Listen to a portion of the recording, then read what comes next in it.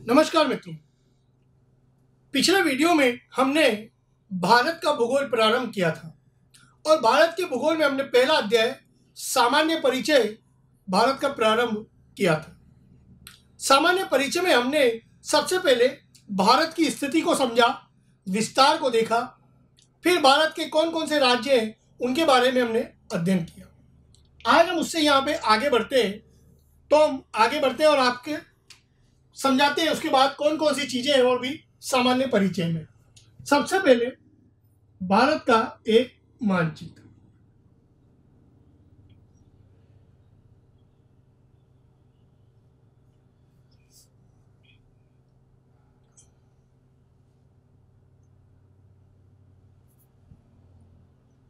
मित्रों, इस तरह से भारत का एक मानचित्र आपके पास होना ही चाहिए। मैं पहले भी आपको समझा चुका हूं कि आप एक भारत का राजनीतिक मानचित्र अवश्य ले लीजिएगा। बड़े साइज में आपको बहुत ही 50 या 60 रुपए में बहुत ही कम कीमत में बाजार में मिल जाता है। तो वो आप एक बार ले लीजिएगा, भारत का राजनीतिक मानचित्र, पॉलिटिकल मैप। उसमें आपको अलग अलग राज्य मिल जाएंगे, तो समझने में भी थोड़ी आसानी होगी। अब हम यहाँ देखते हैं कि पृथ्वी गोल है और बीच में विषुवत रेखा है, जो कि मैं आपको अक्षांश देशांतर में समझा चुका हूं। ऐसे ही दो काल्पनिक रेखाएं, कर्क रेखा और मकर रेखा। कर्क रेखा 23 डिग्री 30 मिनट उत्तरी अक्षांश पे बनती है और मकर रेखा 30 डिग्री दक्षिणी अक्षांश पे बनती है। 23 डिग्री 30 मिनट दक्षिण पे मकर, 23 डिग्री 30 मिनट उत्तर पे कर्क। चूंकि हम उत्तरी गोलार्ध में रहते हैं तो कर्क रेखा हमारे देश से भी गुजरती है और इस तरह से यह भारत के ठीक मध्य से गुजर रही है। अब यहां पूछा जाता है कि यह कितने राज्यों से गुजरती है, तो मैं ये चित्र मिटाता हूं, ये मैंने केवल समझाने के लिए बनाया था। तो लिखेंगे कर्क रेखा यानी 23 डिग्री 30 मिनट नॉर्थ यानी उत्तरी अक्षांश, भारत के मध्य से कुल 8 राज्यों से गुजरती है। कुल 8 राज्यों से गुजरती है। 8 राज्य कौन कौन से हैं वो हम यहाँ पर देखते हैं। अब ये 8 राज्य हम देखते हैं कौन कौन से हैं। तो आप ये देखिए, सबसे पहले यहाँ पर गुजरात राज्य है, फिर उसके बाद ये राजस्थान से भी गुजरती है, फिर बीच में आता है मध्य प्रदेश और छत्तीसगढ़, उसके बाद झारखंड और पश्चिम बंगाल, फिर यह पूर्वोत्तर के 2 राज्यों त्रिपुरा और मिजोरम से गुजरती है। तो हम लिखेंगे यह 8 राज्य पश्चिम से पूर्व इस प्रकार, पश्चिम से पूर्व हम घुमाएंगे इसे। तो सबसे पहले है गुजरात, फिर राजस्थान, उसके बाद मध्य प्रदेश, फिर छत्तीसगढ़, छत्तीसगढ़ के बाद झारखंड, झारखंड के बाद पश्चिम बंगाल और पश्चिम बंगाल के बाद त्रिपुरा और मिजोरम। तो इस तरह ये 8 राज्यों से गुजरती है।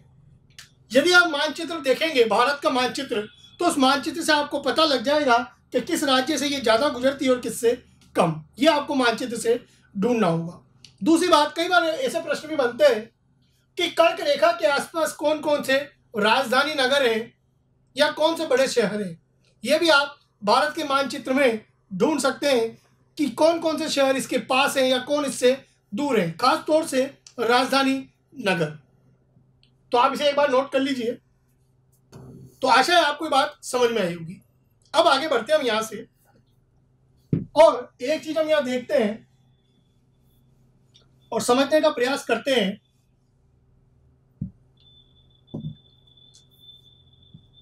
मानक समय देशांतर। मानक समय देशांतर, यह क्या होता है इसे समझने का आप प्रयास कीजिएगा। प्रत्येक देश, मैंने आपको देशांतर पढ़ाए थे जब मैंने ये बताया था कि उससे देशांतरों के आधार पर किसी भी देश का या उस क्षेत्र का समय निर्धारित किया जा सकता है। यही देशांतरों की सबसे बड़ी विशेषता है। तो मैंने वहां पर आपको बताया था कि समय की गणना किस प्रकार की जाती है। वही चीज हम यह भारत के संदर्भ में देखेंगे। सबसे पहले कि मानक समय देशांतर होता क्या है। प्रत्येक व्यक्ति या माफ कीजिएगा, प्रत्येक देश अपना एक मानक समय निर्धारित करता है जिसके साथ उसका समय निर्धारित होता है। बहुत से देशों ने एक से अधिक भी समय या मानक समय निर्धारित किए हुए हैं। जैसे रूस ने 11 या 12 मानक समय लिए हुए हैं क्योंकि उसका देशांतर विस्तार काफ़ी ज़्यादा है। ठीक इसी प्रकार संयुक्त राज्य अमेरिका ने भी 4 या 5 मानक समय लिए हुए हैं। परंतु यह भारत की बात करें हम तो भारत ने केवल एक मानक समय लिया है। एक मानक समय देशांतर लिया हुआ है, इसका मतलब यह है कि जो उस पर समय निर्धारित होगा वो संपूर्ण देश में लागू होगा। यानी भारत में एक ही समय व्यवस्था है। आप चाहे जम्मू कश्मीर चले जाइए या तमिलनाडु केरल, आप अरुणाचल चल जाइए या गुजरात राजस्थान, कहीं भी पूरे भारत में समय एक ही निर्धारित है। अब वो देशांतर कौन सा है हम देखते हैं। वो देशांतर रेखा है 82 डिग्री 30 मिनट पूर्व देशांतर। इस रेखा को भारत में मानक समय देशांतर माना गया है। तो लिखेंगे कि इसको मानक समय देशांतर माना गया है। अब ये देखा जाता है कि इसका ग्रीनविच से कितना समय अंतर है। तो मैं आपको एक बार बना के बताता हूँ। ग्रीनविच आप जानते हैं 0 डिग्री देशांतर है और भारत का मानक समय पूर्व में, क्योंकि भारत पूर्वी गोलार्ध में, यहाँ इसका मानक समय देशांतर है 82 डिग्री 30 मिनट पूर्व। तो मैं आपको देशांतर में पहले ही समझा चुका हूं कि पृथ्वी, मैं फिर एक बार बता देता हूं, 360 डिग्री घूमती है 24 घंटे में। 24 घंटे को हम मिनट में बदलेंगे तो 60 से गुणा करेंगे। 360 घूमती है 1440 मिनट में। तो 1 डिग्री घूमेगी 1440 बटा 360, तो 1 डिग्री घूमती है पृथ्वी 4 मिनट में। पृथ्वी 1 डिग्री 4 मिनट घूमती है, हमने देशांतर में भी पढ़ा था। अब आप देखिए कि यहां इनके बीच कितने देशांतर हैं। ये 0 से होते हैं 82 डिग्री 30 मिनट। तो 82 डिग्री 30 मिनट को हम गुणा करेंगे 4 से, क्योंकि 1 डिग्री घूमती है 4 मिनट में, तो 82 डिग्री 30 मिनट कितनी देर में घूमेगी, इसको 4 से हम गुणा कर देंगे तो इन दोनों के बीच समय अंतर निकल आएगा। कैलकुलेशन का तरीका वही है जो मैंने आपको देशांतर में समझाया। मिनट को मिनट से करेंगे तो उत्तर सेकंड में आएगा और मिनट को डिग्री से करेंगे तब मिनट में आएगा। तो 30 को 4 से किया तो 120 सेकंड, 4 को 82 से करने पर 328 मिनट। 328 मिनट 120 सेकंड, 120 सेकंड का मतलब 2 मिनट। ये 2 मिनट आप इधर जोड़िए तो ये होते हैं 330 मिनट। और 330 मिनट में यदि आप 60 का भाग देंगे तो होगा 5 घंटे। 300 में 5 बार और बचे 30 मिनट, तो 5 घंटे 30 मिनट। यह समय अंतर आया है ग्रीनविच से।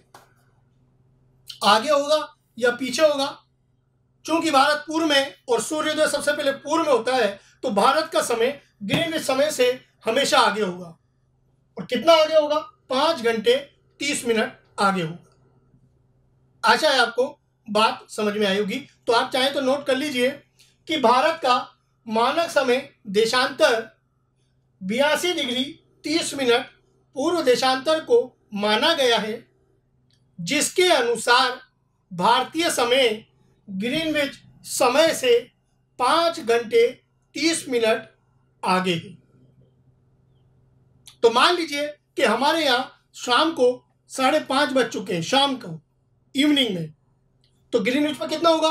तो 5.5 घंटे पीछे जाएंगे तो 12, तो वहां दोपहर के 12 बजे होंगे। और हमारे यहाँ शाम को 5:30 बज गए, क्योंकि हम आगे चल रहे हैं 5.5 घंटे या 5 घंटे 30 मिनट हम आगे। तो आशा है कि आपको बात समझ में आई होगी। आप इसको नोट कर लीजिए एक बार। अब आप यहां देखिएगा कि हम देखेंगे कि इतना बड़ा विस्तार है और एक ही मानक समय है, तो इसका मतलब पूरे देश में समय तो एक ही निर्धारित है, जो कि हम घड़ी के माध्यम से देखते हैं। अब यहां पर हम ये देखेंगे कि भारत का विस्तार बहुत ज़्यादा है। यहाँ पर भारत का पूर्वी बिंदु है किबिथु, यहाँ पर भारत का पश्चिमी बिंदु है गोरमोता। गोरमोता गुजरात में है, किबिथु अरुणाचल प्रदेश में। बहुत विस्तार है, लेकिन मानक समय देशांतर भारत का एक ही है, तो एक ही समय होगा घड़ियों के हिसाब से। परंतु हम ये देखेंगे कि सूर्य सबसे पहले किबिथु में होता है उदय, और सबसे बाद में होता है गोरमोता में। तो सूर्य के इस उदय के कारण समय अंतर तो होना चाहिए, तो वह समय अंतर कैसे निकालेंगे हम?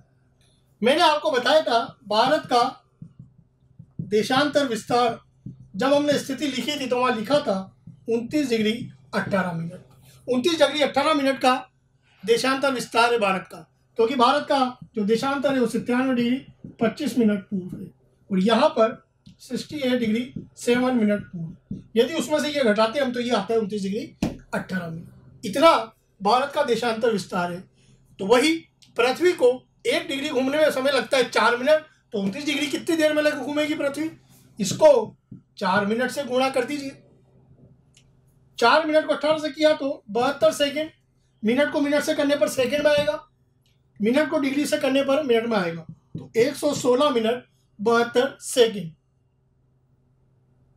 फिर 72 सेकेंड में से 60 सेकेंड का 1 मिनट होगा, तो ये होगा 117 मिनट। इधर बचेंगे 12 सेकेंड। 60 सेकेंड का 1 मिनट इसमें जोड़ दिया हमने। 1 घंटा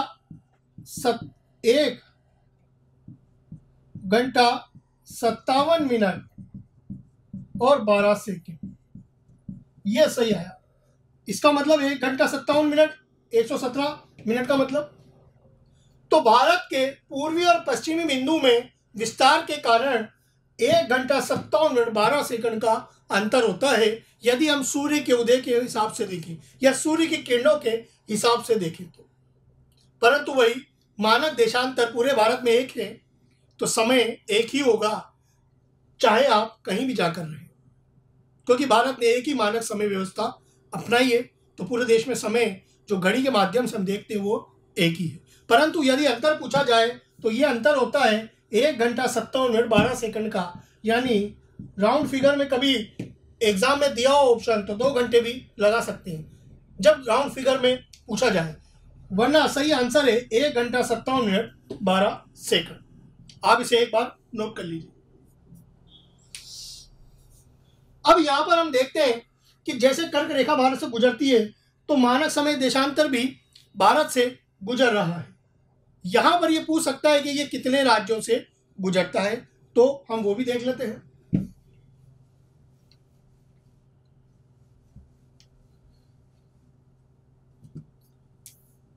तो लिखेंगे यह भारत का मानक समय देशांतर जो है भारत के 5 राज्यों से गुजरता है, और ये 5 राज्य हम उत्तर से दक्षिण ही जमाएंगे।